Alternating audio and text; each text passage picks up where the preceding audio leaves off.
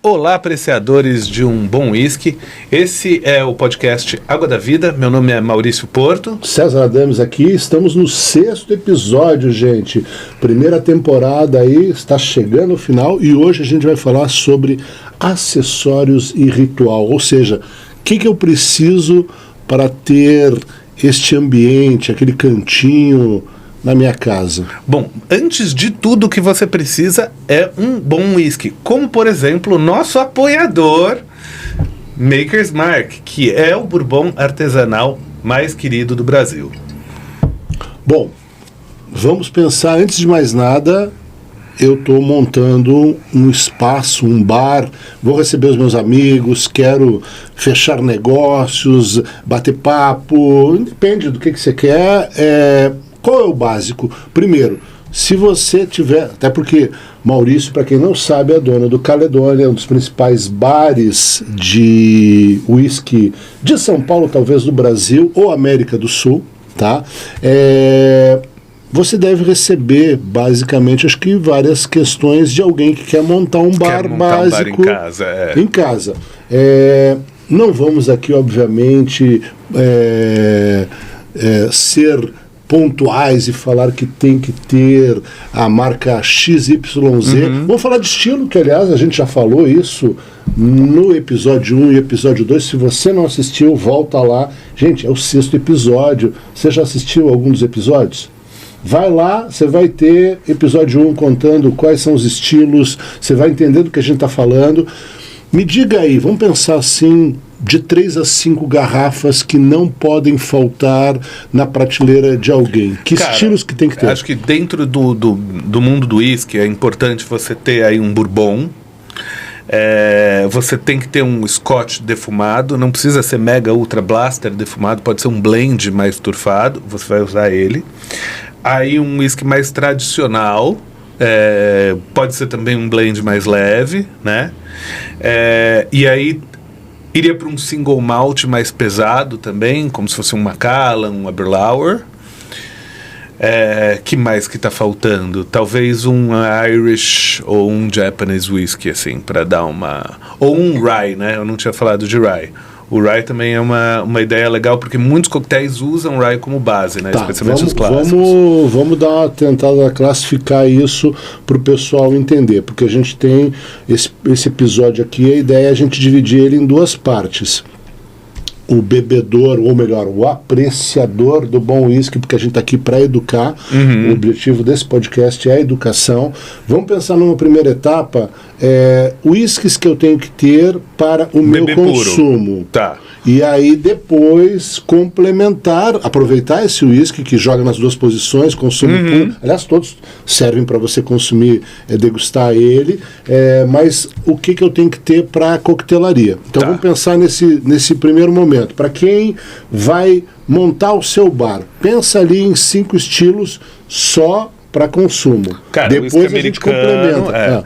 Acho que o whisky americano, um blend escocês, 1 ou 2 single malts escoceses, e eu acho que hoje eu iria para um japonês, para falar a verdade. Então a gente está falando de 5, mas aí quando você fala de japonês, tem que lembrar que a gente fala muito de japonês. O japonês tem blended e tem single malt. Isso. Na tua opinião, blended ou single malt japonês? Para iniciante? Para iniciante eu iria num blend, eu iria num whisky, por exemplo, o Hibiki.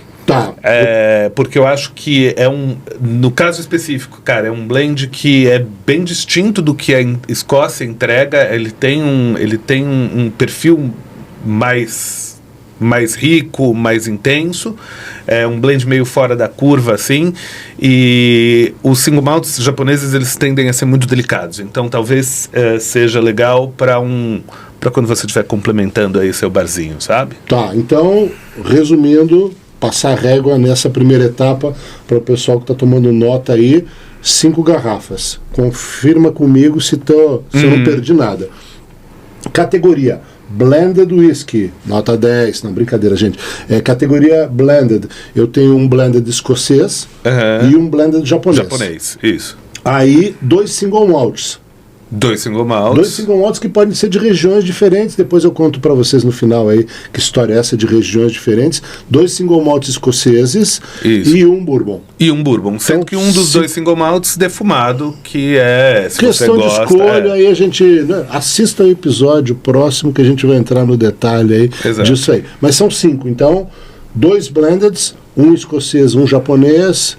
2 single malts e um whisky americano. Um whisky americano. Beleza, eu comprei esses 5, tô com esses 5 whiskies. O que eu tenho que ter de glassware, de taça? Qual é o ideal? Cara, o ideal é você ter ou uma taça ISO, mais de uma, né? Que seria o ideal. Aliás, tá bom, a taça ISO não tá aqui. ISO não tá aqui. Mas ou o Glencairn, que é o copo que foi desenvolvido. Aqui. Exatamente. Foi desenvolvido especialmente para degustação.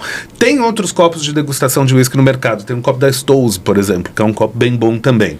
É que o Glencairn, como é o padrão, como é o mais conhecido, a gente sempre faz referência a ele. Mas o da Stow's funciona, todos esses outros... dão certo. A taça da Lalique da Macallan também funciona, mas você não precisa gastar todo esse dinheiro. Tá? Então, taça ISO.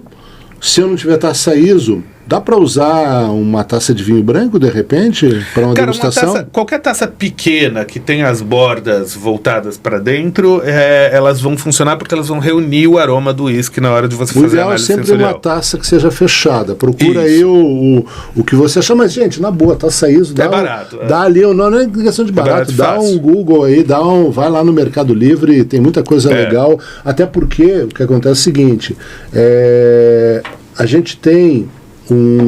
Esse é um ponto até que eu queria te perguntar, que eu estou na dúvida agora. Eu já vi isso no mundo do vinho. Você fazer uma degustação numa taça de vidro comum e numa taça de cristal. Faz diferença. Faz uma diferença. Sim. Mas para você que está começando, a gente tem taça ISO de vidro, de cristal... meio termo, então tem vários estilos, vocês vão ver lá que mas é um coringa, gente, vale a pena investir porque você vai usar isso para vinho, para cerveja, para destilados, para o seu whisky também. Então, escolhi os meus 5 whiskies, já sei que eu posso ter tanto uma taça ISO quanto uma Glencairn que está aqui. Tá? Vamos falar de gelo, que a gente já falou em outros episódios. Qual é a forma de gelo ideal? Cara, eu tenho em casa, por exemplo, uma forminha de gelo que eu comprei num site chinês, que ela faz o gelo cristalino. Então ela tem como se fosse 2 bolinhas em cima assim e um espaço embaixo que ela reúne o gelo que você vai descartar. Tá? Mas se você quer para fazer old fashion, esse tipo de coisa, o ideal é uma forma que faça gelo grande, por exemplo, 5x5, 7x5. Tá? Hoje em dia também tem marcas que vendem o gelo para você, que já é o gelo cristalino. Não é tão caro assim se você pensar no seu consumo em casa eventual com gelo. Tá? Mas o ideal era você ter 2, uma gelo grande e uma com gelo menorzinho, quadradinho, que é o gelo que você vai usar para bater coquetel e tal. Para o blended que você consome no dia a dia, para servir para os convidados, etc. E tal. E isso aí você tem, quando você fala desse gelo mais comum, gente, todo mundo tem uma geladeira que veio lá de brinde, aquelas 2 forminhas ali. Se bem que hoje, felizmente, baixou muito o custo das forminhas de silicone. Que são praticamente muito mais fáceis para você tirar o gelo, porque aquela que a gente tem de plástico, às vezes, é complicado. Você quer tirar, você tem que girar e vai cair tudo ali. A de silicone dá para você empurrar por baixo, você tira uma pedra, 2 pedras, é bem legal. E você tem vários formatos. Como o Maurício colocou muito bem, você tem o formato clássico, que vão vir com 10, 12 pedrinhas, e você tem essa que é o 5x5, que a gente fala muito num dos episódios, a gente mostrou o gelo, que parecia uma bola de beisebol, uma bola de maior ali, mas você tem aquele quadrado também que dá para utilizar e tem formas ali. Então, a gente falou de as garrafas de uísque, falamos das taças, copo, falamos de forminha de gelo. Uma coisa que a gente não falou no outro episódio, que eu esqueci, e a água de coco e aquela bebida energética que não iremos falar, porque não temos patrocínio e também não é objetivo. Isso combina com uísque? Cara, um dos maiores consumos no Brasil é com água de coco, né? Então eu não vou. A gente já fez, inclusive, um twist de um drink com água de coco lá no Caledônia. É energético, eu acho que faz um pouquinho mal para sua saúde você beber uma bebida alcoólica junto com algo que vai acelerar seu coração. Então eu devo dar esse spoiler que não é recomendável. Eu não acho nem recomendável nem gostoso. Mas para quem acha gostoso, eu vou dizer que eu não acho que... O que ele está querendo dizer, sendo politicamente correto, é o seguinte: as melhores práticas indicam que talvez não seja muito interessante, mas você que decide, você que está pagando, a decisão final é sua, tá? Eu não fazia muito parte do script, mas a gente não falou, né? Esqueceu de comentar isso aqui. Então, não podia deixar nessa primeira temporada, que é o básico, gente, não esqueçam, o objetivo aqui é uma educação para você que está começando, para você que já conhece, é trazer quase tudo. Aliás, se a gente estiver esquecendo alguma coisa, por favor, coloque aí nos comentários para a gente poder. Tem várias temporadas, são 48 episódios, gente. 25, 30 minutos, o tempo de você estar indo de um local para o outro, na academia. 30 minutos, gente. O que é isso? Não é nada, tá? Pronto. Então, passando a régua aí no básico, que tem que ter? Tô vendo aqui um outro acessório aqui interessante. Aliás, escuta, antes de a gente falar a gente falou do gelo. O que é essa pedrinha aqui? Isso é aquelas Whiskey Stones, né? Isso é uma pedrinha isso estava bastante na moda um tempo atrás, que é para deixar o seu whisky mais geladinho, mas não diluir ele propriamente. Cara, acho que isso é um acessório legal, tem muitas marcas que fazem hoje em dia, não é um troço obrigatório, ele não gela o whisky, tá? Ele só deixa ele numa temperatura um pouquinho mais... ele dá uma refrescada. É como se você tivesse deixado a garrafa na frente do ar-condicionado lá. Você coloca essas pedras dentro do congelador, do freezer, e aí tira quando você for... Isso, e coloca e ele vai... E aí é até legal porque ela, ao longo do tempo, ela vai adquirindo aí umas cores do uísque, quando elas são muito utilizadas, né? Basicamente uma pedra-sabão. Isso que eu ia falar. Você tem o modelo importado, né? Quem vai para a Escócia encontra isso. Mas outro dia caiu a ficha e disse, isso aqui lá em Minas tem direto ali, então quebra lugar. Agora, aquele outro... Esse decanter decanter bonito aí, que eu lembro, vovô tinha. Isso aí estava muito na moda, né? Década de 80 e tal. Inclusive, às vezes vinham decanters das marcas, né? O decanter, no fundo, é muito bonito, né? Muito tentador, mas ele é a pior coisa que você pode fazer pro seu whisky para você, de forma prolongada, né? Para você armazenar ele de forma prolongada. Por quê? Ele não tem uma vedação perfeita. A maioria dos decanters não tem uma vedação perfeita. Então ele vai oxidar e vai, durante muito tempo, né? E vai alterar o sabor do seu whisky. Ele vai evaporar ele. Outra coisa que acontece, o vidro do decanter, ele vai deixar passar muita luz. A luz também interfere um pouco no whisky, tá? Então o ideal é o seguinte, você vai receber alguém, tem uma garrafa feia, você comprou um whisky mais ou menos, mas você quer impressionar? Bota no decanter. Olha, essa dica, comprei um whisky de entrada, um whisky mais econômico. Gente, não existe whisky ruim, viu? Existe whisky para faixas de preço, de consumo de cada um. Comprou o whiskyzinho lá mais humilde. O básico, como você quer impressionar, como você falou. Bota no decanter, beleza. Passou a noite da festa, todo mundo bebeu do decanter, ninguém sabe o que você colocou lá dentro. Volta ele de novo para a garrafa e veda de novo. Melhor coisa para você manter as propriedades do seu. Você sabe que o decanter é legal, a gente está falando brincando isso, mas também ele é muito importante se você quiser fazer uma degustação às cegas e você tem aquele seu amigo snob que fala, não, vou beber esse whisky, ele já pré-julga o whisky antes de degustar. Sim. Coloca no decanter, porque aí eu costumo sempre brincar e dizer que degustação cega é a hora da verdade. Exatamente. Então é muito legal você ter ele para essa finalidade. Agora, por que ele aparece sempre? Porque ele é o rei das cenas da novela, do filme. Por quê? Porque ninguém vai colocar uma garrafa do uísque XYZ sem receber o merchan. Então, para evitar isso, você coloca ali. E outra, normalmente na novela e no filme a gente sabe o que tem ali dentro, né? É Guaraná, chazinho, ou chá, Guaraná, ou alguma coisa do gênero. Mas é legal, acho que vale a pena você investir se você for receber e quiser fazer uma brincadeira no bom sentido com os amigos, os seus amigos ali. Beleza, montei meu kit básico, recapitulando, 5 garrafas de whisky, tenho as forminhas de gelo básico, tenho o copo, o decanter é opcional. Vamos entrar agora no universo da coquetelaria. Partindo do pressuposto que eu já tenho 5 whiskies, eu tenho 2 blends, 2 single malts e um bourbon, o que estaria faltando para complementar ali e começar a fazer coquetéis? Cara, se eu fosse escolher mais um whisky, um próximo whisky aí para o seu bar, eu pegaria um rye whisky. Tá. Porque boa parte dos coquetéis clássicos foram feitos com rye. Então aí você vai destravar o Sazerac, vai destravar La Louisiane, Vieux Carré, alguns outros Brown Derby, etc. Tá?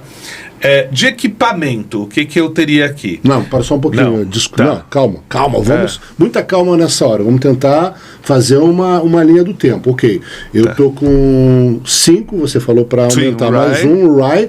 Agora vamos falar de glassware. Então, o que é o glassware básico? Eu preciso ter o copo tumbler, o copo de whisky normal, o copo de suco. Tá? O copo de suco lá, que é o copo long drink, que é o básico. E se você quiser ter uma taça dry ou uma taça coupé, isso, uma taça coupé ou uma Nick Nora, todas essas vão funcionar da mesma forma. Quem é Nora? Quem é o Nick Nora? Não sei, mas fala, é a taça aí, Nick Nora. Cara, o nome da taça. Mais ou menos a mesma coisa.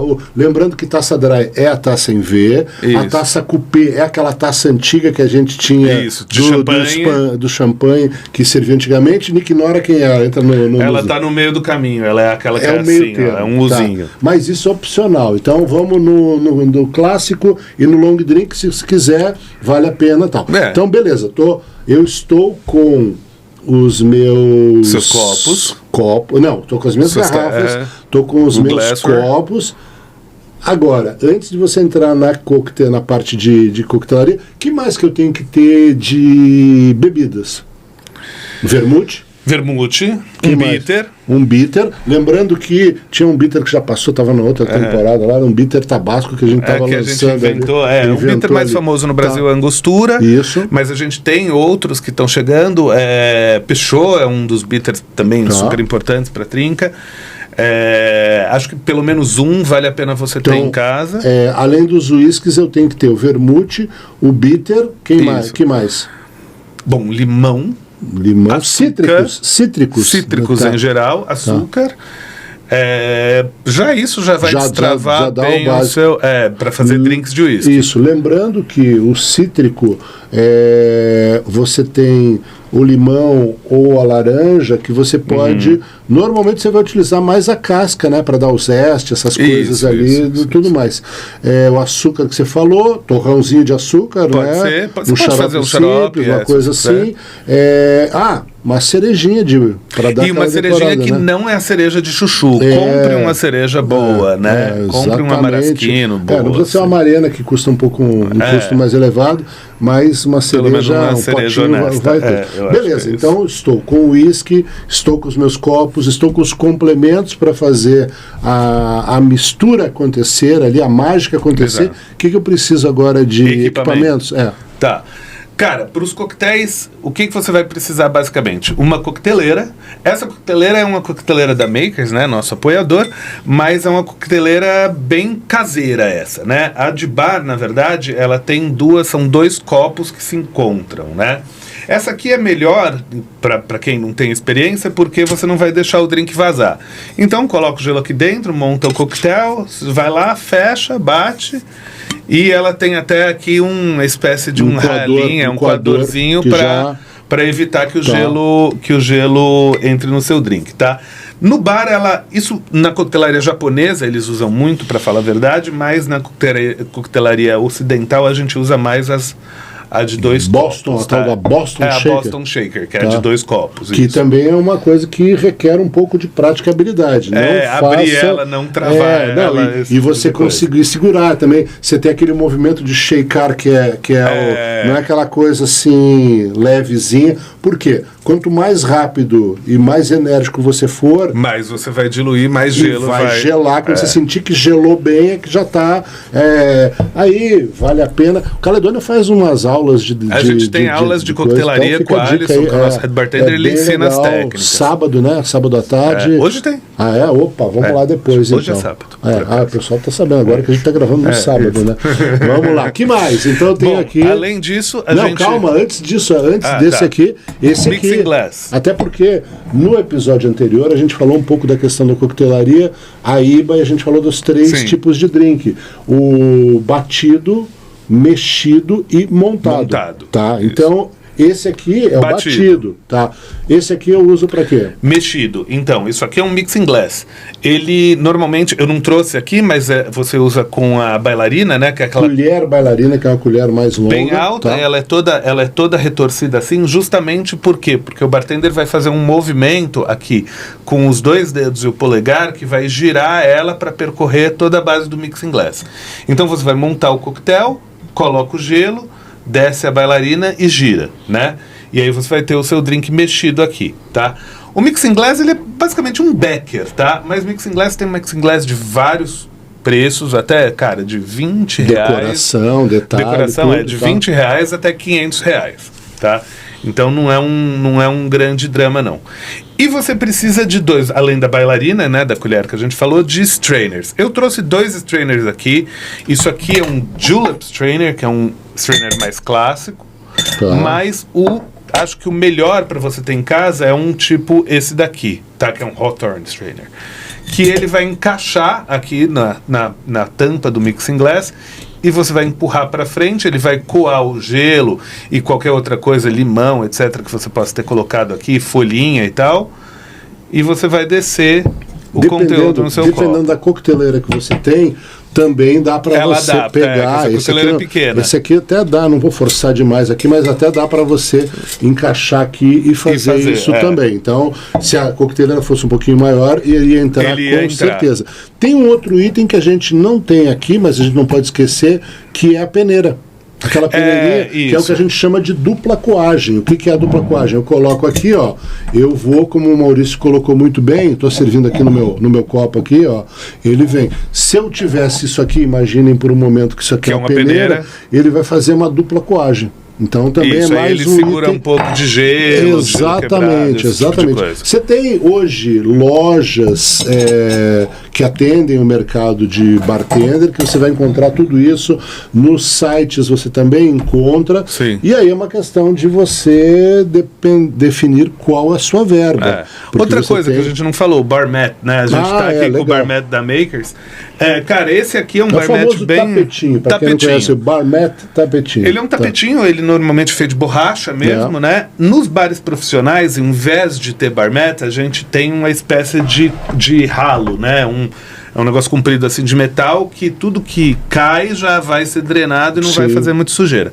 Mas em casa, isso em casa é bom porque, cara, caiu aqui, beleza? Você só pega ele, dá uma lavada e tá novo.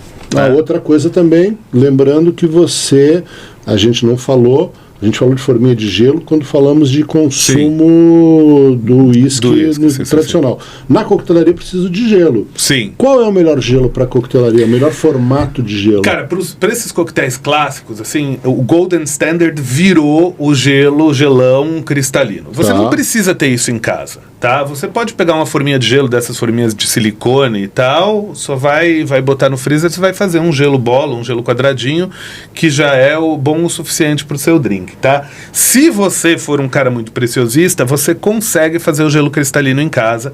É fácil, não tem segredo. Vou repetir essa história que eu já falei no outro episódio, que é o seguinte: tem gente que fala que você tem que ferver a água, tem que usar uma água especial, tem que, cara, invocar os espíritos. Não, você não precisa fazer nada disso. O que você precisa fazer é ter congelamento gradual do gelo. Então, se você pegar, por exemplo, uma forma de sorvete, uma daquelas de isopor, um isopor de sorvete, encher até o topo de água, ele vai começar a congelar de cima para baixo. Então, todo o ar, que é o que deixa o gelo esbranquiçado, vai ficar embaixo. É só você cortar a parte de baixo, você vai ter um gelo cristalino. Se não quer ter esse trabalho, eu não teria...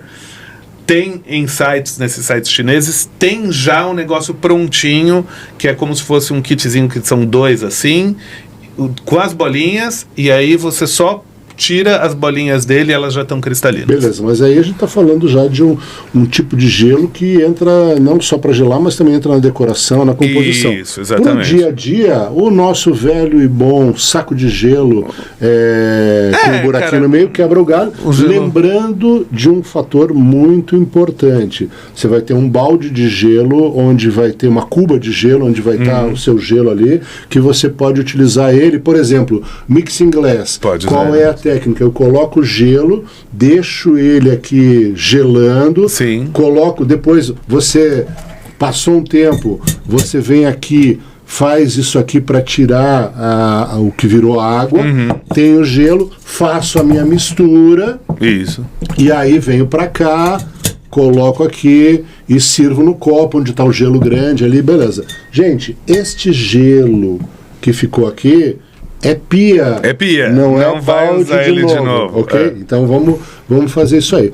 Bom, Maurício, eu acho que ficou bem claro para o pessoal. A gente chegou na reta final aí da nossa primeira temporada, 6 episódios. E estamos na semana que vem fazendo uma viagem. Você já pegou seu uma passaporte? Viagem sem sair do lugar. Vamos uma viagem sem sair do lugar. A gente vai aqui para este país aqui. Nós vamos para a Escócia, onde na temporada 2, 6 episódios, a gente vai contar um pouco do que temos por trás de cada uma dessas regiões. Então, gente, por favor, não esqueça de como é que é? Marcar, dar o like, essa coisa. Não pedi nada pra vocês, nenhum dos outros episódios. Agora tá na hora, vamos lá. Gostou? Primeira temporada? Ajuda a gente aí. Dá o like, toca o sininho, se inscreve. Não podemos deixar de lembrar do nosso apoiador, Maker's Mark. Aqui o bourbon artesanal mais querido do Brasil. Graças a ele, acho que a gente cumpriu a nossa meta da nossa primeira temporada.